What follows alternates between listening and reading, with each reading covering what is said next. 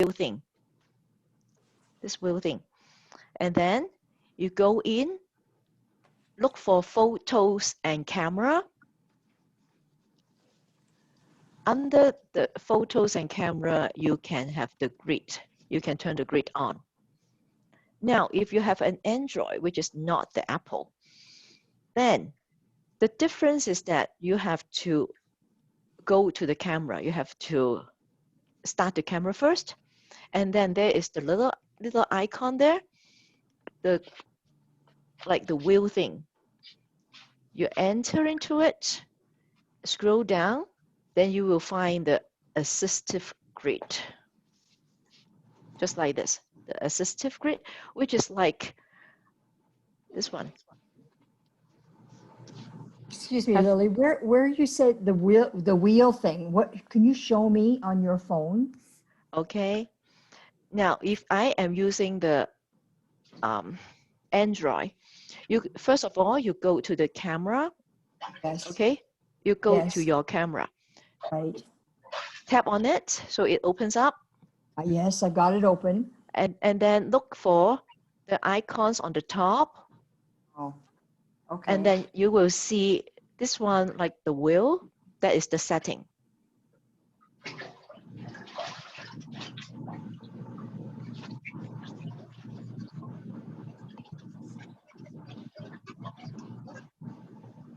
I don't think I can find it. Oh. It may. Okay, I've got it. Yes. Okay, good. And then under the setting, you look for the grid sign, this one. And then you turn it on. Okay, once done, so everybody got it. Go back to your camera. Go back to the camera and you will see you have these lines on your screen.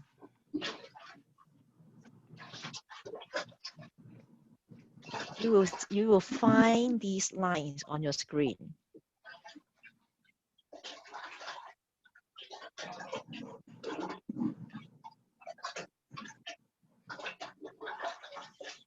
Okay, everybody got it? Okay.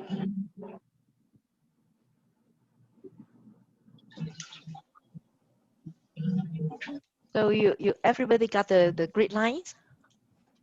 Okay. Now let us look at the grid lines. Why do we want to have the grid lines? Because it can help you to find a horizontal line. Have you ever tried to take a picture and then you see that how come the sea level is not straight when I take because we don't have any assistance to help us, right? And sometimes it's tilted, sometimes this way, sometimes that way. It is never straight. So now with the grid lines on, then you can help yourself to find a horizontal line in your picture. It makes things so much easier, so much nicer. And also, why we have the grid line is that there are some intersection points here, right? A lot of people from the experience tells us that, well, you don't put things just in the center of the photo. It is boring because everybody is doing the same thing. So if you move the center of attention to these intersection points, it makes the picture more interesting. So now with the grid line on, that is the first step. You make a better picture. It is easy, right? It is easy. Okay. Now we go through some very basic things. So now that you at least know that, well, in the setting, you can go to play with a lot of things. Later on, you can go back to your camera, go back to the settings, and explore about the different things in the setting. And you will find other things that may be beneficial for you. But now, the basic thing is that I have my camera, I have the grid line, I clean the lens, I know how to hold it. What makes a better photo?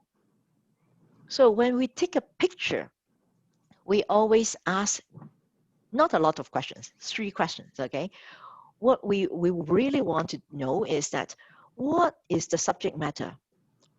What do you want to take? And then once you decided on that, we want to use all our methods to draw our attention, to draw the viewer's attention to the subject. That can be lighting, that can be composition, or when you look at this, the picture, well, there's a story to tell. So we use all these methods to draw attention to the subject matter. The last thing is that you simplify your image. This is the hardest one. Hardest one, because I heard a lot of people saying that, well, you use a wide angle and then you take everything and everything is there. So when you go back, you got everything. So that is not the case. That is not, because then you're not telling people what you really want to focus on. You're not telling people, well, I want to draw your attention to that thing. So when you take a picture, you always imagine, well, you have to simplify it so that the viewer is very clear what the subject matter is. So now these are the three main things. So when you take a picture, I always ask myself, hey, what do I want to present in this photo? I just saw Linda, the bird, right? So now when you look at the picture, you won't see that. You won't say that, wow, I see the seeds. Because you want people to see the bird. So that bird is the subject matter. So now, once you decided on that is the subject matter, then how do I draw? I ask myself, how do I draw people's attention to the subject matter? And then later on, I'll show you some of those pictures and some of the methods to draw people's attention to the subject matter. And then, are there elements that I can take out? One thing is that if I only want to keep one element, what should I take out? What should I take out? So you ask yourself these questions before you take pictures. It is to help you to make a much better picture, a clearer picture, that when people look at your picture, they know what you are trying to present. So now I have like this bird. This bird, this is the robin, right? You always see a robin everywhere. So this is during the fall time. It is standing out in my backyard on the tree. And then there are a lot of branches there as well. So when I take this picture, I want to focus. I want people to know that, well, I am taking a bird. It's not a tree, right? So that's why I have to, but then I want to show people that it is autumn. So that's why I include all these branches. Let me just, let me mute, mute somebody. It's a little bit noisy in the background. Just wait. Okay. So and then there are different elements, right? There are branches everywhere. So I have to decide, well, which branch should I take out? And then I decided that I will only take one picture of the bird. Now, example one, I'll show you the example. And then remember to ask the questions. What is the subject matter? How do I draw attention to the subject matter? Any other elements that I can take out? Look at this one. This one was taken some years ago when I was just driving by. Oh, I see that, wow, this is the llama, right? So I saw this one and I said, wow, nice. So I take a picture. And then when I look at it and say, look at this barn, look at the trees behind. Are they helping me or distracting me? So what is the subject matter? You want people to look at the llama or the barn or the trees. So I asked myself, well, how can I make a better picture? So I move closer. I move close enough that now when you look at the picture, you see that, well, I'm trying to, this is the subject matter. The llama is the subject matter. So I take out the trees at the back. this one becomes a little bit more blurry and becomes a background, right? So now you look at it and then you see that I am trying to, at least you know, I am trying to take the llama. It's not the barn, right? So another example is that I was walking in Bonus, and then, oh, there's a squirrel. It's cute. And then, so I take a picture of the squirrel on the picnic table. But there are something, oh, maybe I unmute everybody, and then maybe you can just unmute yourself and tell me, what are some of the distracting factors here? If you have to, if you look at this picture, how can you make it better? I think the light distracts me then. Yeah, the light distract me because you see it's brighter over there, right? What other things you said or you think we can improve on this picture? The two trees. The trees, yes, the tree. Wow, that the tree is very big. This tree is very big, even bigger than the squirrel. So when you look at it, and then the light hits on the tree. So when you look at it, your attention goes to the tree because our eyes are drawn to the light actually. So if this little guy is darker, but the tree is brighter, it is not that attractive. Your attention will go to the tree. And also one thing is that the squirrel is not looking at us. So either there's something attractive over there, then you take the picture of the squirrel looking at something. If not, then what? Well, it's not that much attractive, right? So I move. I have to take some steps and move a little bit further to the left hand side and take another picture. Now this time is better because at least I can see the eyes, right? Yeah, the squirrel has an eye. And it's bigger, much bigger. I take out the tree. So this will be, if I look at it, this will be a better picture than the first one. It's not just like take up a camera and take whatever you see. So if you put a little bit attention, you move, and then you will find that you will be taking a better picture. So what can I do to make the subject pop? There are these, actually, this is this answering the second question. The second question is that, well, how do I, once I decided on the subject matter, how do I find ways to make people's attention to the subject matter? So these are actually the ways: the focal point, the composition, the size, framing, use of light, repetition and symmetry, and leading lines. So today we are talking about 7 things to help you to make the subject pop, to draw people's attention to the subject matter. So we'll go one by one.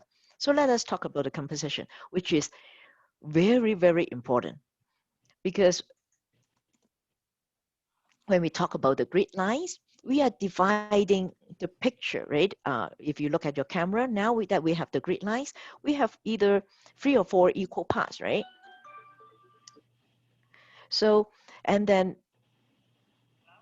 oh, sorry. 我上緊堂，陣間再 call 返你。Okay. So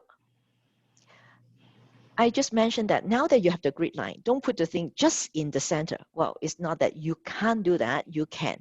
But then because there are different pictures that if you are doing it like equal portion, it will look nice. For example, if you're taking the mountain and there's a perfect reflection there down there, then it is good to have like the picture in the middle. But then normally if you take a person or something, then you can use the grid lines. Just like what I said, there are intersection points where you can put the subject matter in those intersection points. And this will be more interesting. So now let us look at one of those pictures. Oh, this is the moonrise in Calgary, downtown. So now you can see that the moon is there. I don't put it in the middle, right? I don't put it in the middle.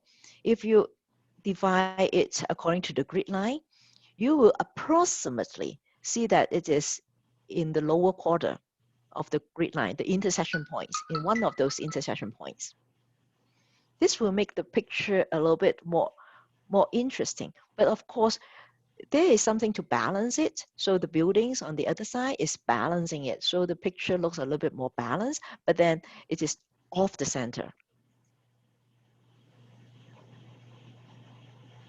Now, if I take a flower, then this flower also, it is not just directly in the center, because I want to show that, well, this is spring. There are these little branches, interesting branch that leads to the flowers. So these can be also a leading line, leading your attention to the flower here. So the flower is not just in the center, it's a little bit off the center as well. Now, if you're taking a picture of a person, then you say, well, the person, of course, is in the center, right? But look at where I position the eyes. The eyes is the center of attention. Usually, if you take, just like what I said, like the little squirrel or people, the eyes is the center of attention. You don't look at the person's the fingernails, because you want them to look at the eyes. This is the center.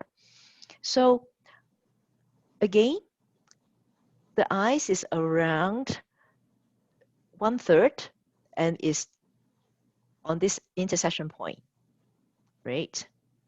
So even for taking portraits, you can also make use of the grid line. The other thing is talking about composition, you can shoot from different perspective. Makes your picture a little bit more different than others, because now every day we are looking from the eye level. So everything we are looking at like that. But if you are taking a picture, then you want it to be a little bit different. So when people look at it, is that, how come your picture is different than mine? How come your picture is nicer than mine? So we try from different perspective. So now look at the trees. I don't stand there just like holding my camera like that to take the trees, but there can be different ways to take the trees. I lower the camera, I take it from below. So in this way, the trees are more exaggerated, right? You can see that the branches are more exaggerated, and the angle is different from other people.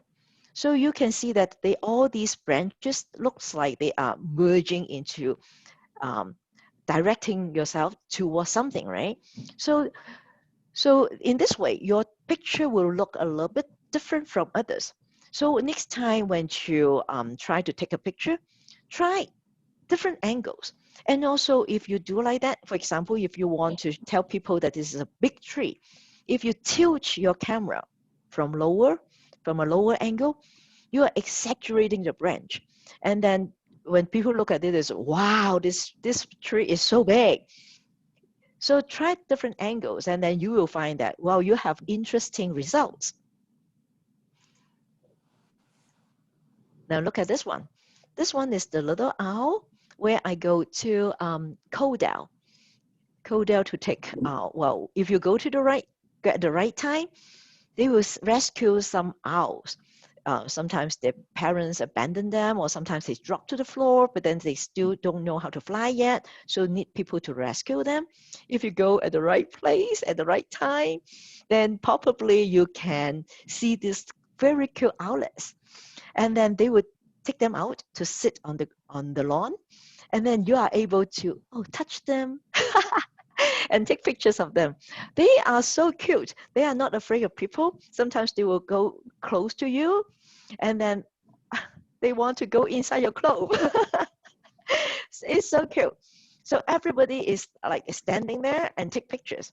But for this one, I nearly I not just kneeling down, but then I lie myself flat on the ground, on the grass.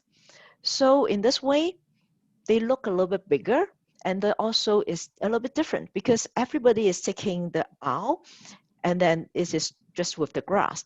But now I have a different one because I can take them some skies, right? So it's more interesting. The owlets looks a little bit more interesting. So that's why I said, well, if you take pictures, try to use different angles. Sometimes it's hard, I know.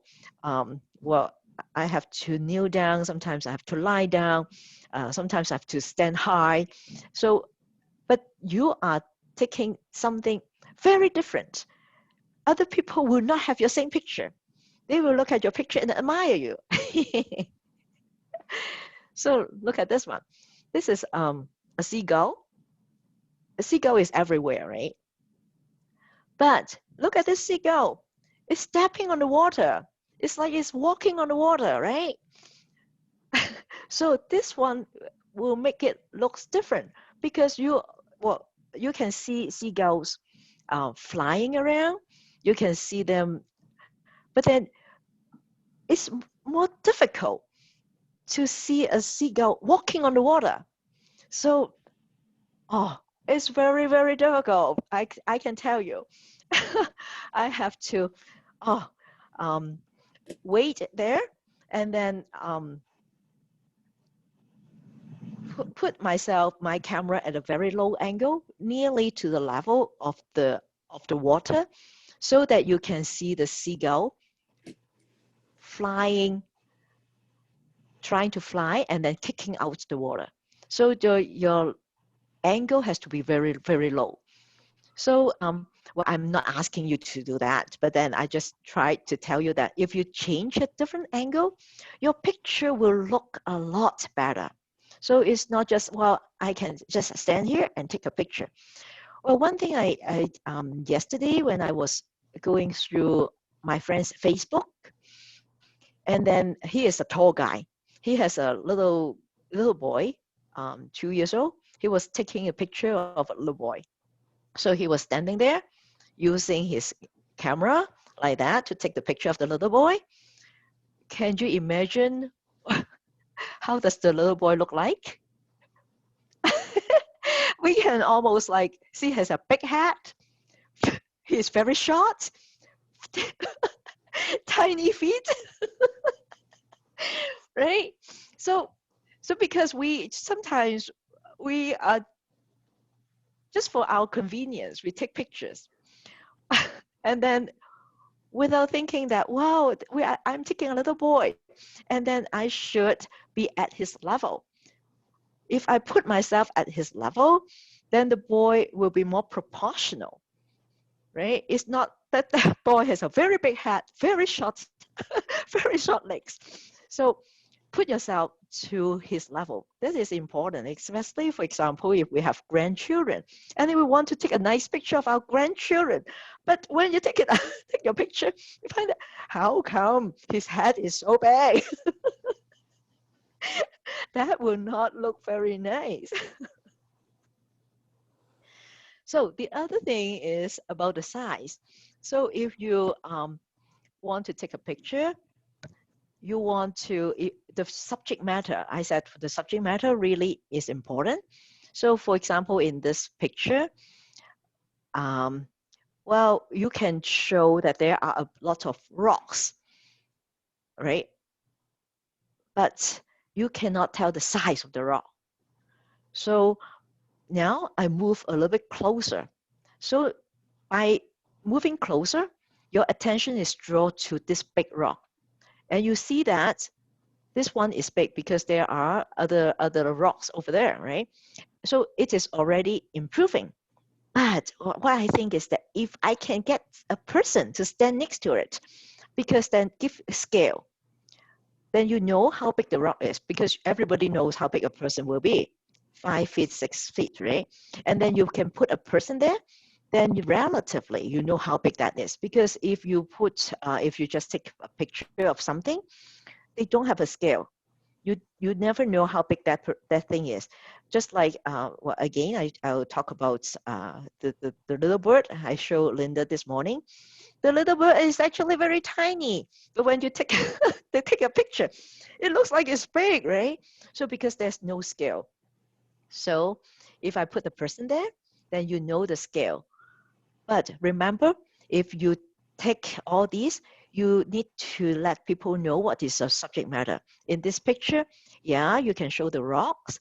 In this one, then you can show the size of the rock. You are putting one big rock as the focus, and here you are showing the scale of the rock.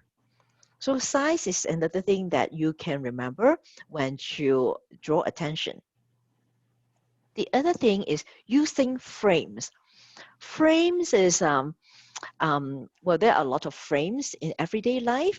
So, but it can make things a little bit more interesting. So for example, this picture I take in Bhutan. So the building is very beautiful. All those ancient buildings, they have different sculpture, very, very nice. So, but I was trying to take a picture of those buildings. Here, actually, is the white wall. I think it doesn't make any. It is not helping me in my picture, right? Because it is white. So if I can use the frame to block away um, the white wall, and I frame it, at least I can show the nice frame, the architectural work. And also, then you take away the white because these are distracting factors, and then you can draw the attention to the building at the back. So that's why I add the frame. So sometimes framing helps. I know sometimes people like to take a portrait, take a picture of a girl with the branches. The branches will be the frame where you will help to draw the attention to the girl, because in this way then you are framing everything out. So it is not that, well, there are flowers everywhere, there are distractions everywhere. So it frame, and then you put the attention to the center. And for this one is taken inside a canyon. So I was doing my hiking, and then I find that these rocks are very interesting. The rock formation is very interesting, and they can be interesting frames as well. See, they are everywhere, right? And then and so I put a person there, and it frames nicely. The frames are already interesting, right? Because they are different shapes. And then I put the person there, and so because if without the person, it seems like, oh, it's a little bit empty. So I put the person there, and then these frames, especially with the lights, the headlight, this person is looking at the rocks. So these can be beautiful frames to help you in the picture. So using frames is another way that you can uh, that you can use. Sometimes people use a window. Window can be a frame as well. So if you look at, say for example, if your grandchildren is playing, sitting by the window side, and you go out to the backyard, take a picture of the baby with the window as the frame, it will look nice as well. So you can, because frames are just everywhere, you can always do it. So as I said, frames are everywhere. We can see frames in everyday life. Look at the eyeshadows. Actually, the eyelashes, the eyeshadows is already the frame, framing your eye. So this will help to look, because I said eyes is very important, right? When you look at people, you look at the eyes. So these are beautiful frames for guys. Their beard, the hair are also frames that helps to frame the face of the person. So it's everywhere, just everywhere. Now, one thing is that because we are trying to use the frame, if remember I tell you, if you want to focus, tap on the subject, right? Remember to tap on the subject, because The camera is not as smart as you think, even though they call it this. The smartphone is not as smart as you think. If you just let it do its own thing, they don't know what you want to take picture, especially when we have frames.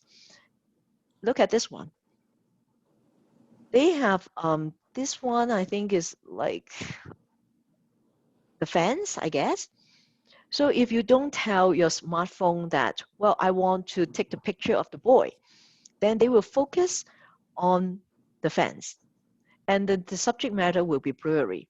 So if you are taking pictures with the framing, remember you have to focus on the thing that you want to focus on. Because for the framing, it's not you want to take the picture of the frame, it's the subject inside the frame.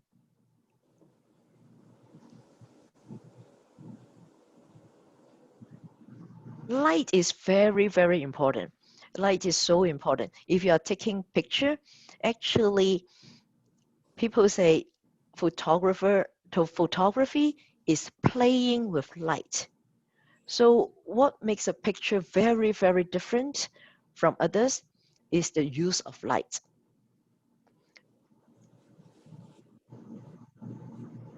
Here, I took this picture last year in downtown.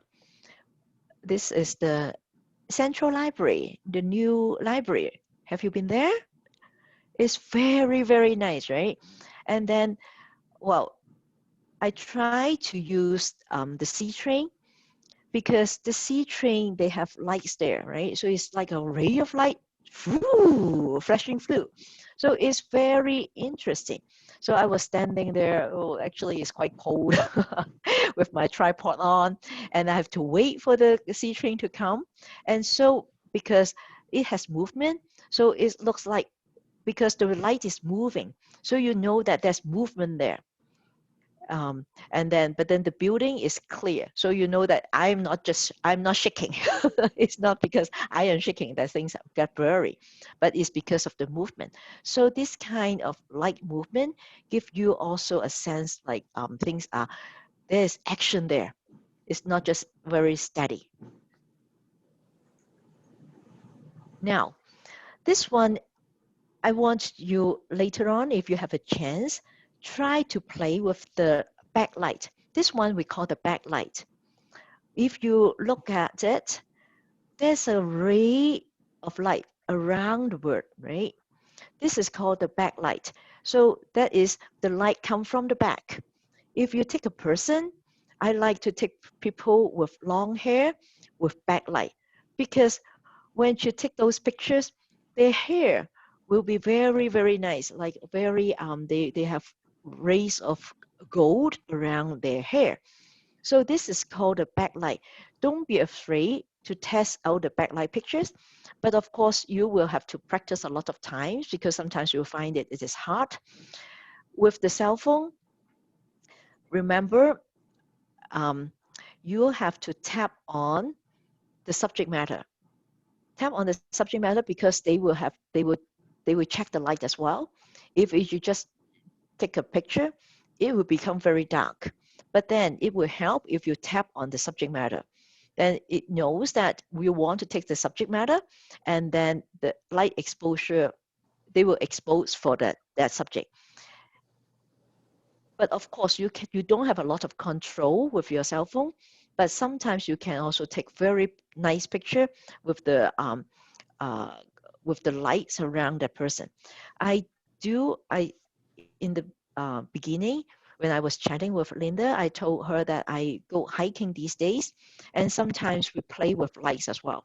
We see very beautiful lights, and then we ask a person to stand in some darker area, but then the light come from the back.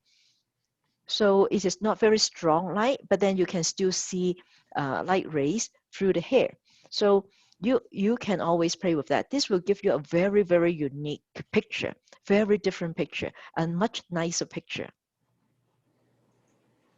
Of course, light, well, the most beautiful color of light is come from sunrise and sunset.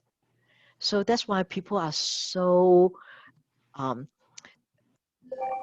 chasing after all these colors. They get up very early in the morning, and then when during sunsets, they just go out. Some people said, well, these are the golden hours, the most beautiful time of the day where you can take pictures, because they have all these so rich colors to help to enhance your picture. So well, we still, our sunrise is about 8 these days, so it's not too bad. You can still go out and take some beautiful sunrise pictures. And sunset is not too late as well, so around 5. So well, you can still take pictures, and then afterwards go home for dinner, right? So you still have time. I always said this is the best time, if you think so, to take pictures of sunrise and sunset. But in the summer, imagine, oh, you have to wake up at 3, or you have to take sunset at 9 or 10. That is a little bit too late, right? So, but of course, the weather counts as well. Well, in summer it's more comfortable, but then in winter it's windy, it's cold. So well, we may not want the cold. But play with light. Light is one thing that helps you to enhance your picture, make people feel that, wow, your picture is very different. Your picture is so nice. The other thing I want to talk about is the leading lines. Oh, just wait. I want to stop here for a little while and then see if you have any questions first, because if not, then I keep on talking. Do you have any questions? No? Everybody okay? Just one quick question. Earlier, you talked about having the light at the back, which give Yeah. you a very nice, framing with the trim. The only thing is then your subject, even if you touch the focal point, right? Sometimes it could still be dark. Right, correct? right. It can still be dark. So one thing is that you don't try not to try to move around a little bit. Don't just stay there and then with the light just at your back. So you can still move around a little bit, maybe get the person to a darker background, but then you can still see the light, because the darker in this way is more average. The whole picture is a little bit more average, but you can still see the light. So in this way, it will help. Because when it is more average, then your camera can detect the light easier. It's Okay, instead thanks. of like a big contrast. Okay, so talking about the light, people don't like, well, photographers actually don't like to take pictures in the middle of the day. That is when like 12 o'clock, 1 o'clock, 2 o'clock. These are the times where you will see the picture you have taken will be very harsh. I think if you have taken pictures, you will find you can see sometimes the lights fall on the person, and then there is very harsh shadows on the person's face. That is not very ideal. So what can we do? Do you have any clue what can we do if we have, well, really have to take picture in the middle of the day? Then what can we do? We have to find some ways, right? Any creative ways? Find shade. Yes, you are very smart. Find shade. Yeah. So move the person to the shady area. Or sometimes people, they take out an umbrella. This is also how you create shades. So the most natural one is, of course, well, if you see a tree, move the person towards the tree, so it's shade. But when you move the person to a tree, remember, don't let the shadows fall on the face. If not, then you will see like, oh, she has a leaf on her face. You don't want that, right?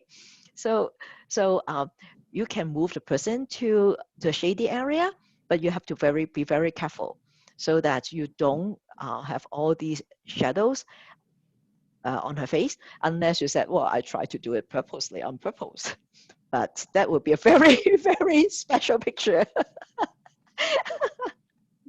Okay, leading lines. The leading lines, everywhere we can find these leading lines. See, all these are the leading lines. So this one, we can lead towards the subject.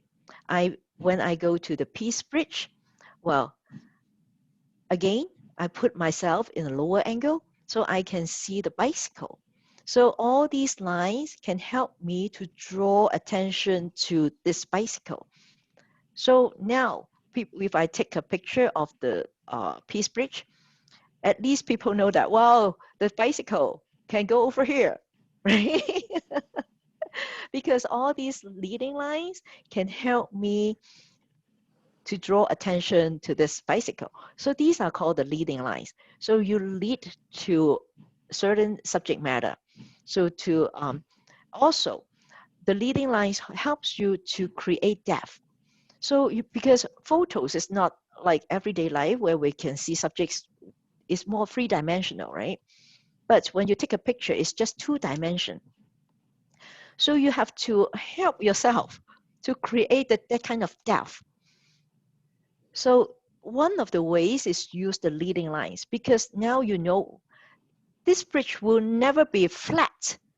It has depth, right? When you look at it with all these leading lines, then you know that it has depth. So the leading lines also helps to give depth to a picture. Because if everything is flat, it's not very attractive. It's a little bit boring. So you try to find ways to create that kind of depth. So even if you take a picture of a person, if the person stand flat, it's not very attractive. So if she can, if there's something like the front, there is something, and the back, there's something, then it creates depth.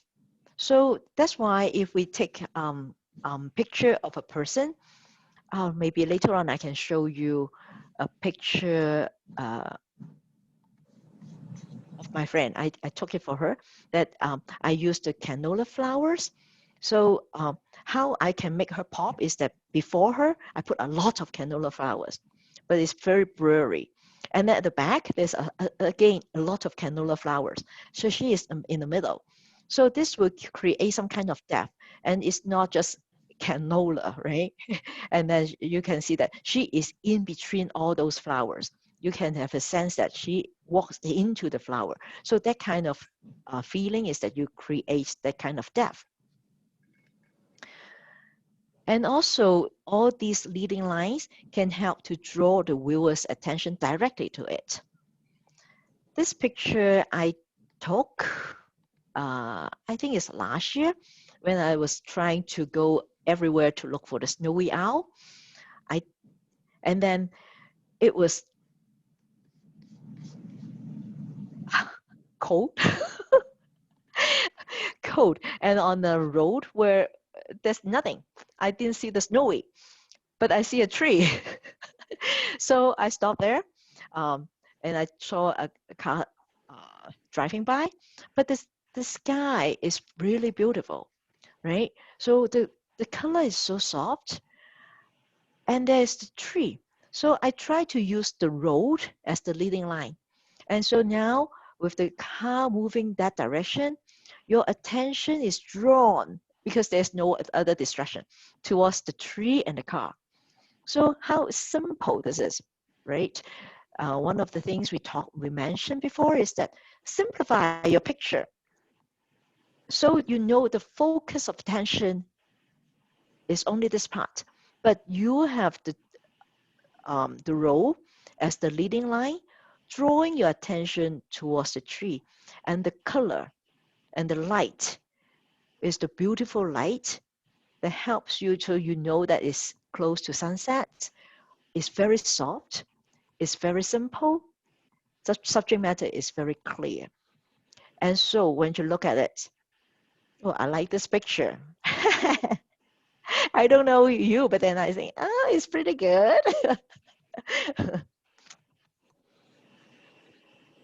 So leading lines, just now I show you all these lines like they are straight lines, right? But then they don't need to be straight. They can be curved as well. But one thing is that when the leading lines, you want to lead to the subject. It's not that you lead your eyes out of the picture. Then this is not successful. If you put everything to the side, then when you look at it, well, it's draw your attention outside the picture. Oh, what is outside? Then it is not very successful. Look at this one. These lines, of course, they are, it looks curved, right? But then, of course, they are also leading lines. And you draw your attention to this lady walking by. So what I mentioned is that if I cut half of this picture, and then you will find that, well, what does that lead to without, if I cut half without the lady? And then you will see that, hey, what does that lead to? Then it is not very successful. So you have to find a subject matter, and then you want to draw your attention to, even if like it is something interesting at the back, maybe it's the building, then you are drawing your attention to the building. And this can be a frame as well, helping you to frame the subject. Now, the other thing is the focal point. I have a hiking 2 weeks ago to an island with no names because it is in the middle of the lake, in the upper Kanalaska Lake. The lake was frozen, and when we were hiking, and then we go up the island, and we see all these beautiful snow formation, the snowflakes. It's just like diamonds. Diamonds hang on the branches. But I want to let people focus. It's not on the branch, but on the snowflakes. So I want this part to be very clear. Instead of people look at the branch and say, oh yeah, interesting branch.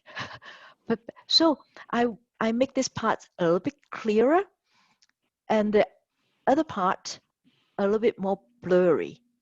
So the attention is on the main part. To achieve this, I don't know whether your cell phone can do it, because they are nowadays, the cell phones have different functions. If your cell phone can set aperture, mine is under, if I start up my camera, I have a pro function. I don't know whether you have a function like that. Then you can set the aperture.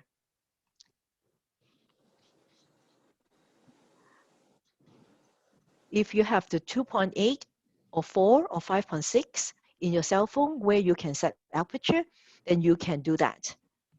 You can try that. How do I find it? For different cell phone, it's very different. So for mine, I have a pro function, or I have an aperture function.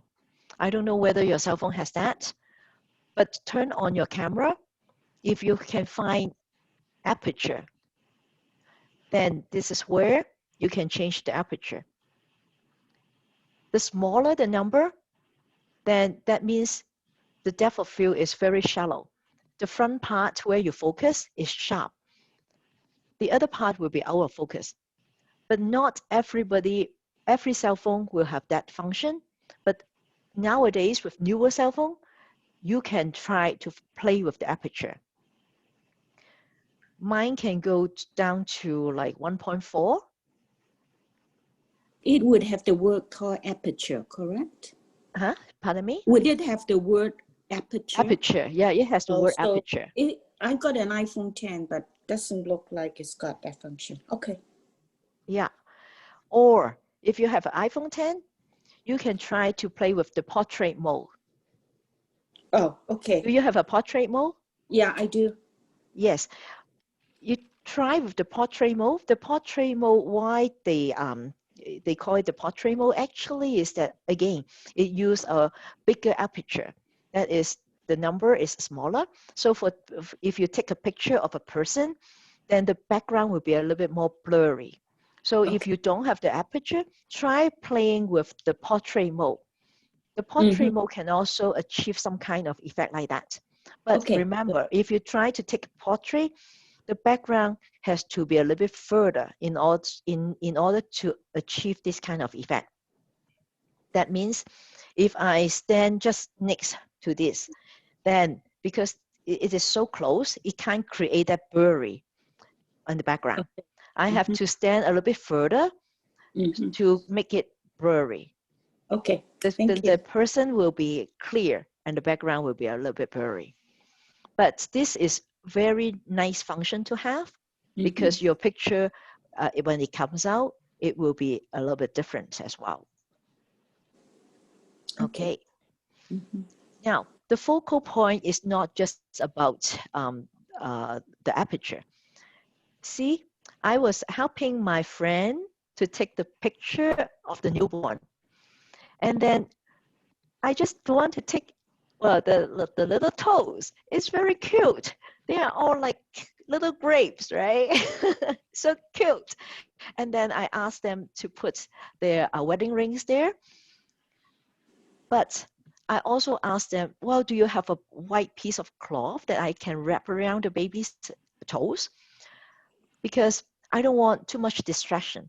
Well, originally the baby is wearing like the clothes with little teddy bears, something like that. So it will be, as I mentioned, what are the distraction, right? So you are asking yourself, well, are these distracting factors? So if there are distracting factors that you can control, then try to control it. So I just wrap around with a white piece of cloth. So in this way, it is very clear. The focus is on the toes, and also the wedding rings, indicating this little boy is their little boy, right? Is their baby. So take away those distracting elements, and this becomes very, very clear.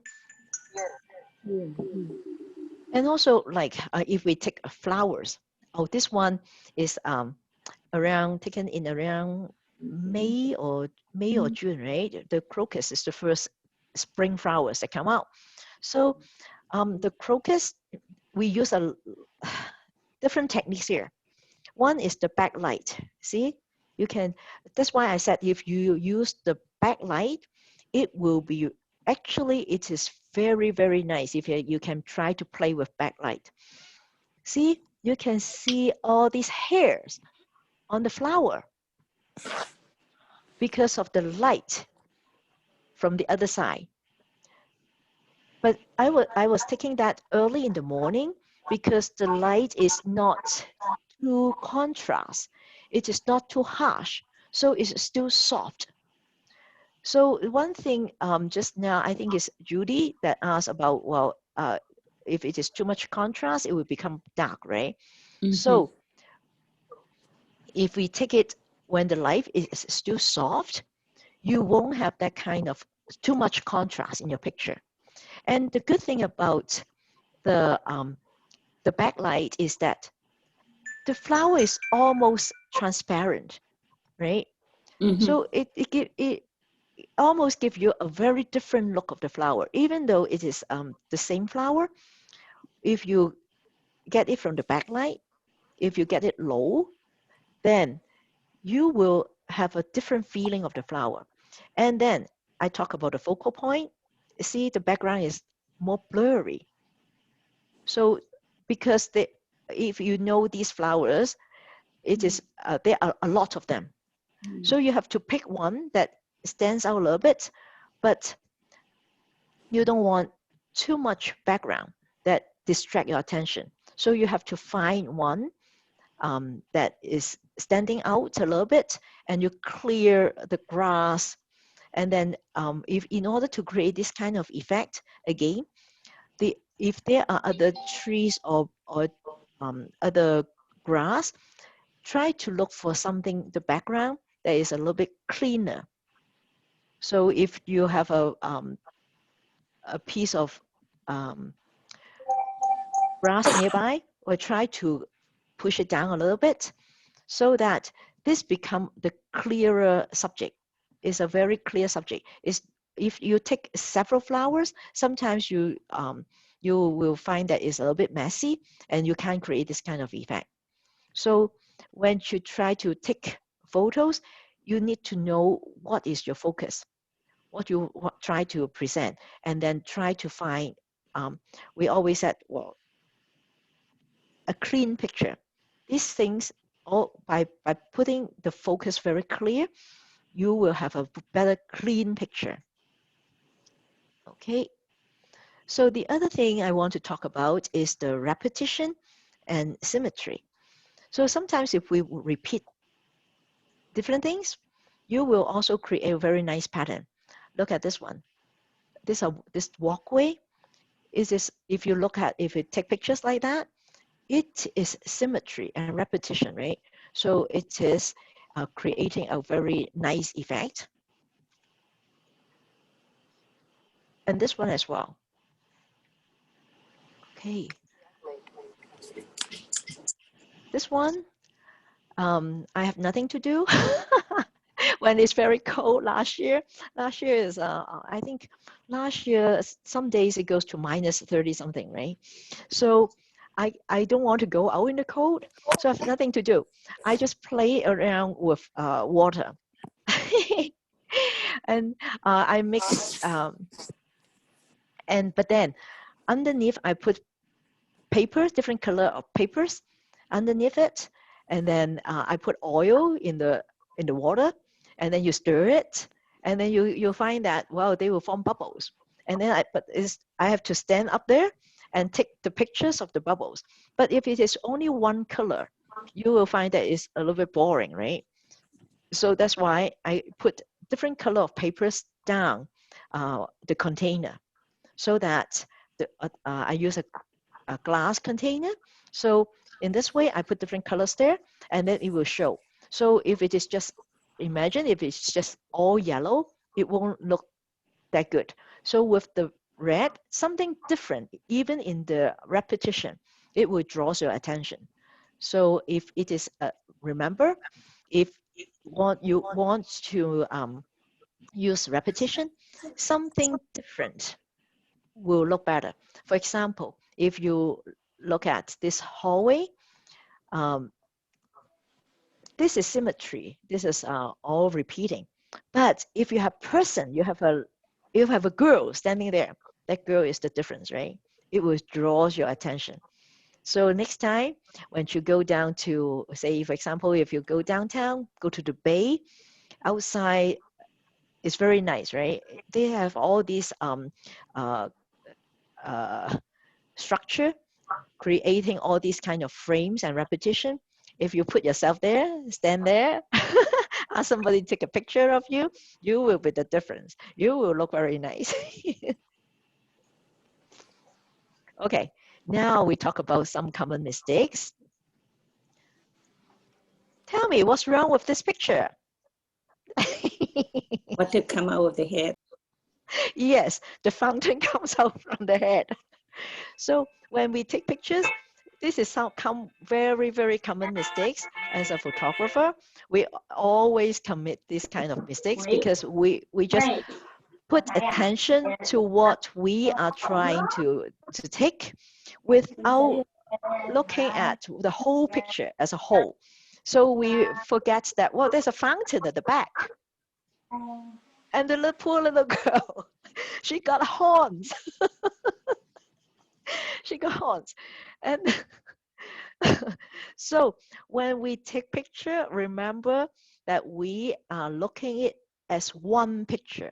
It's not that your eye only focus on the girl. You have to remember that you're taking a picture. And then it's very easy to improve. Just as you yourself can move a step either to the right or to the left, and then this will be resolved.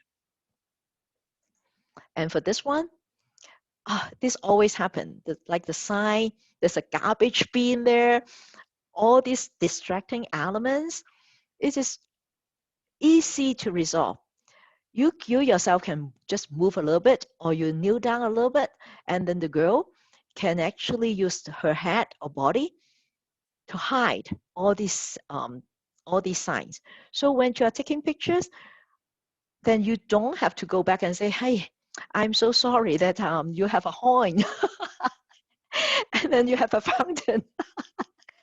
But some pictures you can't undo it. You don't have the chance to take it anymore, right?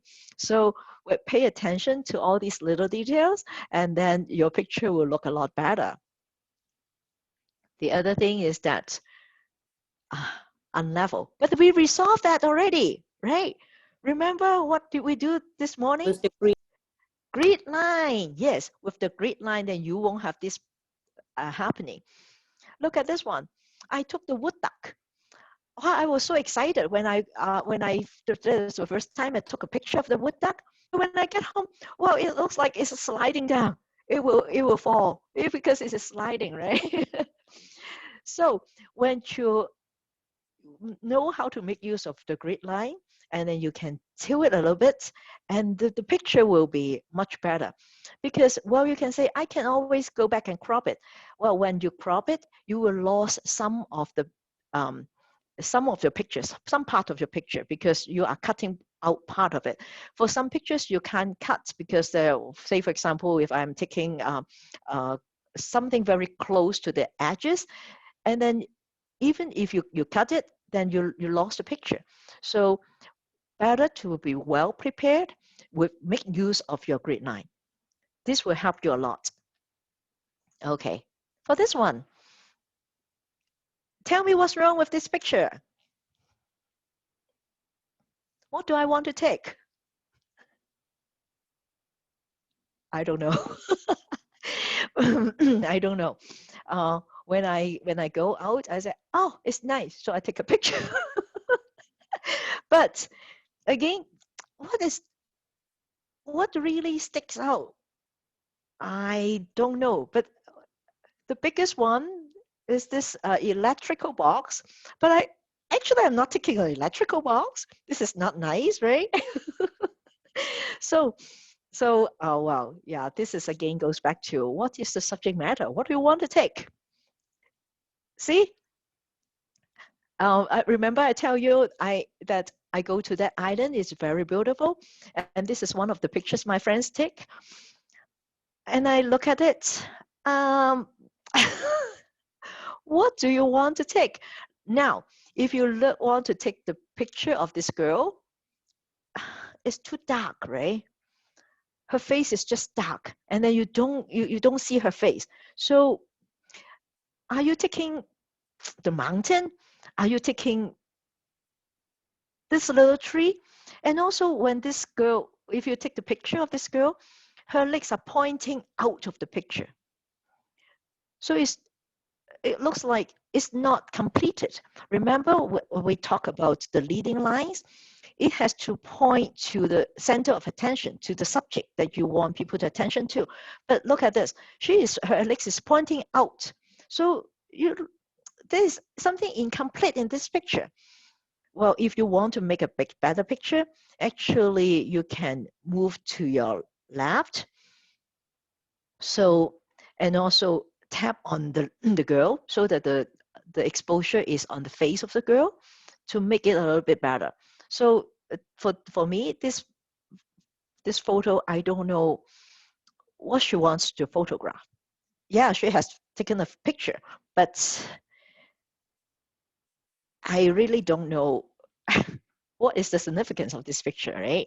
So now we know I can, next time when you take a picture, you will have a better picture than my friend.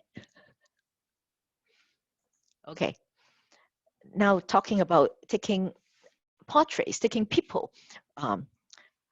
2 square. Look at this one. Well, we always take these pictures, but then these are like just portrait. My coach always said, if you imagine a hanger, this kind of picture is like a hanger with the girl wearing the dress, and then you're showing off the dress. It's too square. So this is not very attractive. I show you a picture of a girl that when we show the grid lines, right? She is not directly facing the camera. She is a little bit tilted, right? So this will give more attraction. And also, remember I said we put her eye in the intersection points. So this will make the picture looks better. So next time, don't don't show me these kind of pictures of you yourself, or you show me a picture of your grandchild standing like that. It has to be a lot nicer, okay? The other thing I want to share with you is the wrong cropping. We always know it's not that, well, the girl is very nice, but then if you take it, crop it wrongly, this will destroy it. Normally, what's wrong is that we crop at the joints. We don't crop people at the joints. This will not look very natural. See, this girl lost the toes, right? I just mentioned the don't cut it at the knees, and also the hip. All these ankles, we try not to do it. So what is a better cropping? It's more, it helps you to your pictures to look a little bit more natural. Either you cut between the joints. Don't just crop it at the joints. Remember, between the joints. Don't crop it at the joints. If not, it will look like it's being cut off. If you compare the pictures, this one, the one that is wrong cropping is like she cut a portion of her face out. Don't cut the portion of the face out. Cut the hair out instead. It will look better. And then the attention will be drawn to the eyes, but not cut away part of the face. So in this way, it will look better, more natural. The other thing is about the distortion. May will be very interested in this one because she said, well, how about if I ask the students to take a picture of their artwork to me, and then if they tilt it, what will happen? This is what will happen. If you tilt your camera, your artwork, part of it will be cut away. And then if it is a bird, if you draw a bird, maybe the legs will be cut away. So what to do is that you parallel it. You always parallel your camera. Remember, I told you we always hold it like this, facing directly above your artwork. If you cannot, if you find that it's difficult, maybe just put the artwork on the floor and take a picture like that. But of course, mind the shadows. If not, there will be a distortion. I said that, well, if you crop it afterwards, you lost a part of it. So, but some pictures you can't afford to cut it. You can't afford to crop it that way because you lost the picture. So it will be better just to do it the right way when you take pictures. The final word is that, well, these tips are just guidelines. When I take pictures, we learn about all these rules, but rules are meant to be broken. So our coach always tells us that, well, I tell you these guidelines because you are just starting. So you need some guidelines to help you. But once you're familiar with these guidelines, you don't stick to these guidelines. You don't always, well, I have to put it in this intersection. No, you don't have to, because for some pictures, a balanced picture looks better. So these rules are meant to be broken. So now you got your cell phone, you get some basic information, you can go out, take some pictures and share with us. Okay? So do you have any questions or any comments? Okay, I will stop sharing now so that I can see you. You can unmute yourself if you have questions or comments or anything you want to talk about. Thank you very much, Lily. This is really wonderful. I learned so much. Thank you. Oh, you're welcome. You're welcome. I did too, So, Lily. It was very interesting. good to know.